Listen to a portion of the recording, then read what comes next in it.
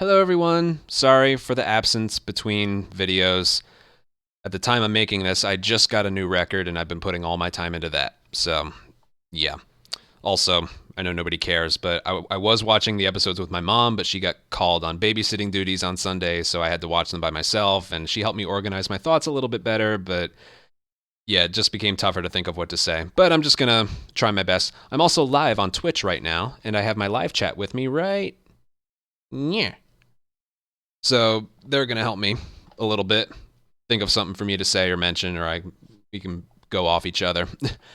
But yeah, episode 6 of the TV show, which was basically the Tommy and the Dam chapter in the game, pretty much. I kind of like how it started out with that random old couple. I think we all want a relationship like that at some point. um, but they built up Tommy's Jackson to be a very dangerous place. Very dangerous place. You know, like I forget what it was again. This was a few weeks ago, but I only saw the episode once.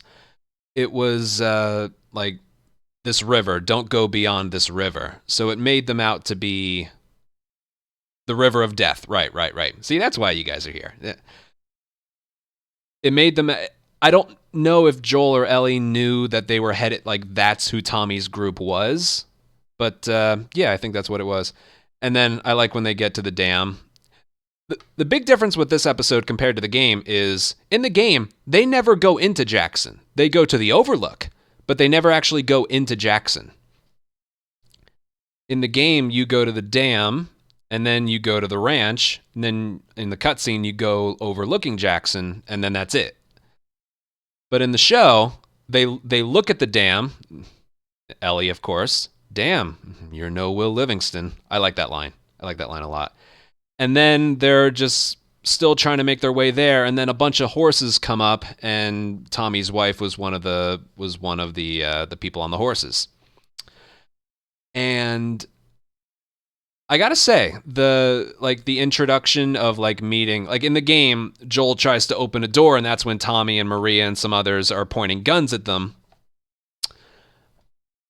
But in the show, horses just kind of wander into them. I always kind of wondered, did the people on horseback notice them from far away and go to them, or did they just kind of wander into them?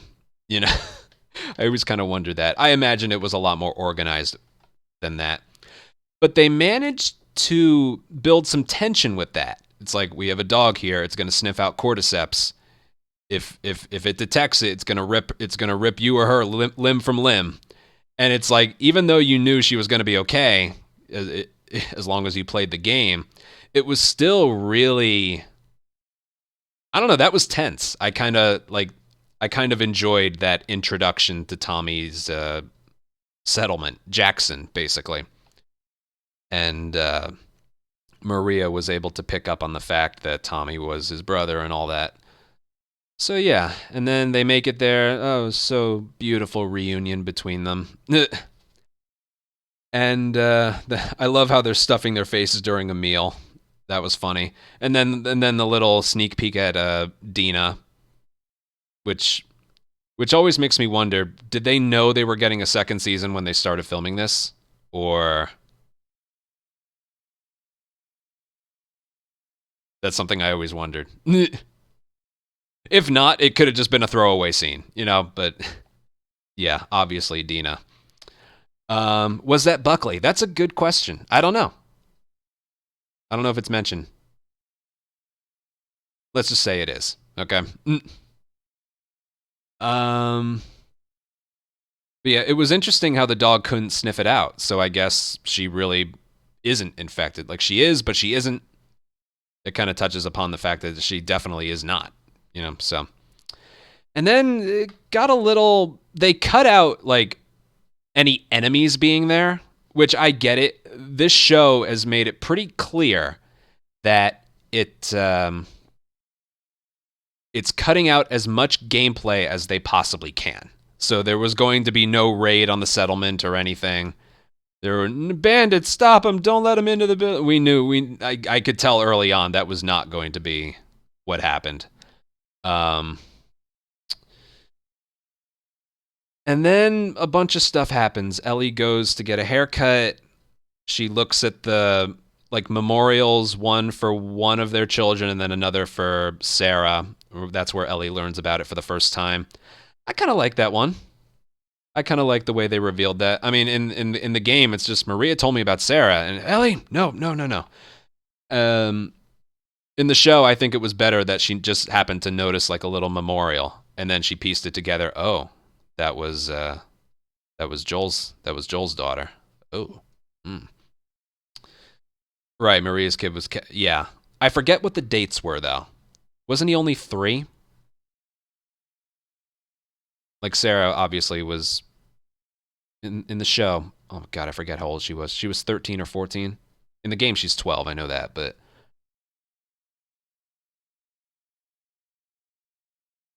oh yeah, and of course, then Maria was pregnant, which I think was just put in there to make what happens in part 2 just a lot more like, you know, I can tell they're just setting up the part 2 stuff.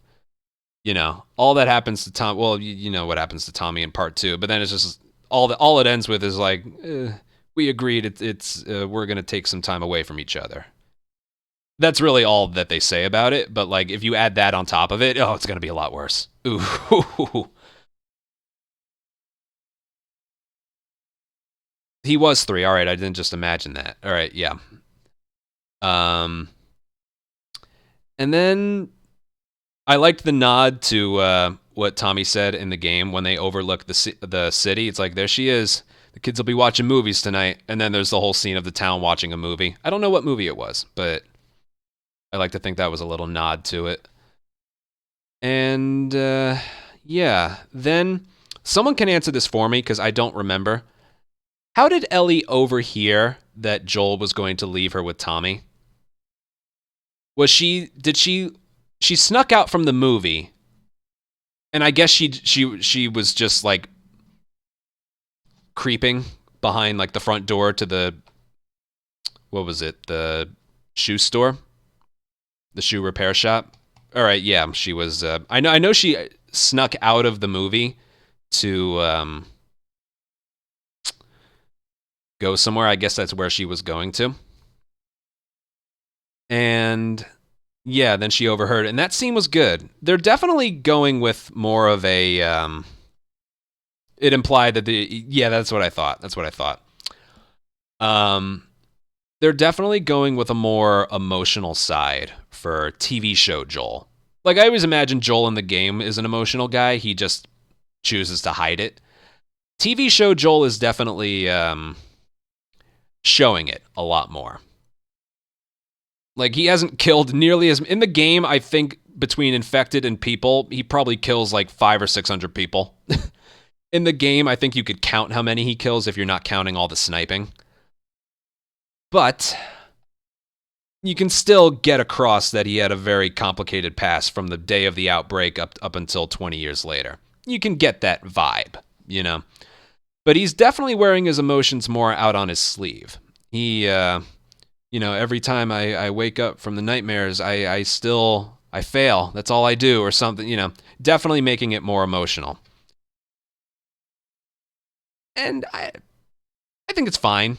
I think it's fine. Again, they're choosing to go more with like the humanity side of it instead of like the epic action adventure killing 15 people in 30 seconds like I do in the game.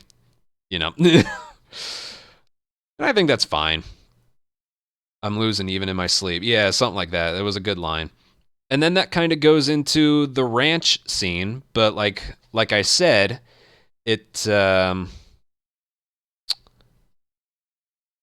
everything in the show takes place in Jackson, not outside of Jackson at a ranch at the dam. It all takes place in Jackson. And what do I have to say about like the scene? It pretty much played out exactly the same, I think. And I don't even know why you would change anything with that. Some scenes really should just be redone one for one, just like the in the first episode with Sarah, and then this one. It oh yeah, she did. That was funny. Um, but and Ellie's bedroom looked exactly like the ranch one. Yeah, it was replicated very well. And yeah, it pretty much had to be the same. And then I think when they woke up, Tommy was getting ready to take Ellie, but then Joel is just, I forget how that played out exactly, but then it was like, I'll give you a choice. You can go with him or go with me. And then she's just like, I'm going with you or something like that. And yeah, I thought Joel had a change of heart, obviously. He had a change of heart. And then they make their way to the university. I like when he's teaching Ellie to snipe and they snipe a bag that says asshole. I like that one. And yeah, and then they go to the university, and with the exception of turning on a generator surrounded by 6 runners and going through a university dorm room with 5 clickers and a bloater, with the exception of those 2 things, it all pretty much played out the same way. Except instead of, let me do the math real quick. I know the game. 1, 2, 3, 4, 5, 6, 7, 8, 9, 10, 11. 11 or 12 enemies. There were only 4. And it's as they were leaving after they got the information that they needed, just like in the game. But then instead of him falling 70 feet onto a thing of rebar, which he totally lives through in the game. Yeah, okay. He gets stabbed by a surprise attack kind of thing. And he got a stab, and that's how the wound happened. He just gets stabbed. I know. Even by video game logic, the other guy in the game, the other guy's choking him out. He falls forward. He falls the same height. He dies. Joel lands on a thing sticking through him, and he lives. It was a broken baseball bat. Yeah, I couldn't tell what it was, but it must have gone pretty deep. And yeah, it's just a more realistic look. You know me and realism in games. I'm getting tired of it. It's like I want to be able to swap to another gun while I'm climbing, please. The more realistic way of Joel suffering that injury, I think it works here. And then, yeah, that was pretty much it. They ride a little bit further, and then he falls off. And yeah, and then all the emotions. Ellie like, get up, Joel. Whatever it was. Yeah, it was a good episode.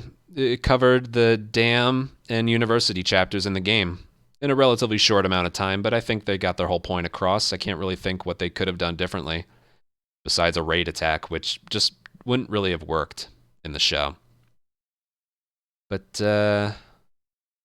yeah, that's about all I have to say for episode 6. And yeah, I'll get these reviews out like back to back to back in preparation for the last one. Sorry it took so long. But yeah, that's all I got. See you guys. Bye.